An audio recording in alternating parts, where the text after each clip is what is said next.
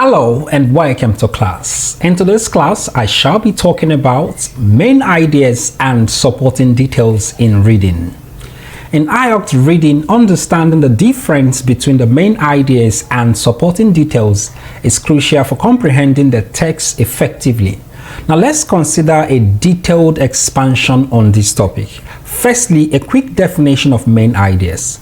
The main idea of a passage is the central theme or the primary argument that the author is trying to convey. Now it conveys the essence of the text and provides a clear understanding of what the passage is fundamentally about. So, what are the possible characteristics of main idea you should watch out for? Number one, broad and general. I take that again.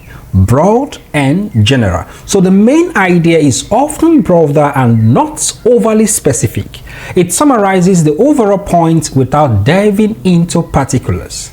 Number two, usually found in key sentences.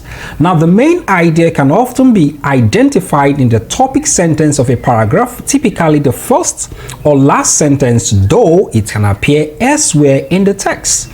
Number three, guides the reader. Now the main idea set the direction for the supporting details that follow, helping the reader understand the context and purpose of the information presented. So on a final note, let's consider some examples.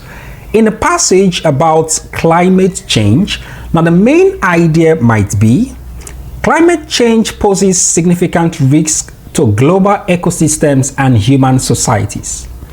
Now, for a text discussing technological advancement in healthcare, the main idea could be innovative technologies are transforming patient care and improving health outcomes. Did you get that? All right. Now let's discuss supporting details. Firstly, a quick definition of supporting details. They are the pieces of information, example, fact, or statistics that reinforce, clarify, or elaborate on the main idea.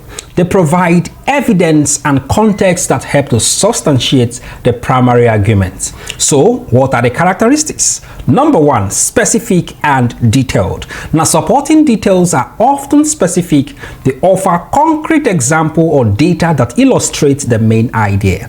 Number two, varied forms. Now, these details can take various forms, including statistics, anecdotes, expert opinions, or research findings. Now, they enhance the reader's understanding and provide deepness to the argument. Number three, organized logically. Now, supporting details are usually organized in a logical manner, whether chronologically, categorically, or order of importance to strengthen the overall coherence of the passage. On a final note, let's consider some examples also. In the climate change passage, supporting details might include statistics on rising sea levels, case studies of affected regions, or expert testimonials on environmental impacts.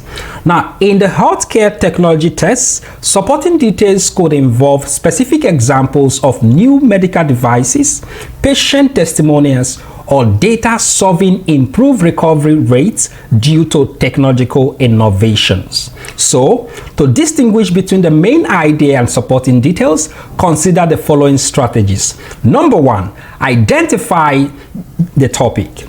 Now, start by determining the topic of the passage. This will help frame your understanding of the main idea.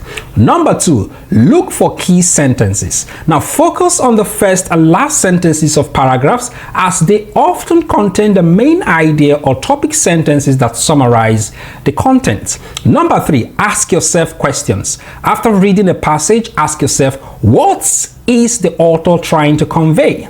Now, this question often leads to the main idea. Then consider what information support this claim to identify supporting details. Finally, summarize the passage. Try summarizing the text in one or two sentences. The summary should describe the main idea, while additional notes can outline supporting details. All right, that's it for today's class. Please do well to drop a comment after watching this video. Follow us on all social media platforms to stay updated. Bye for now.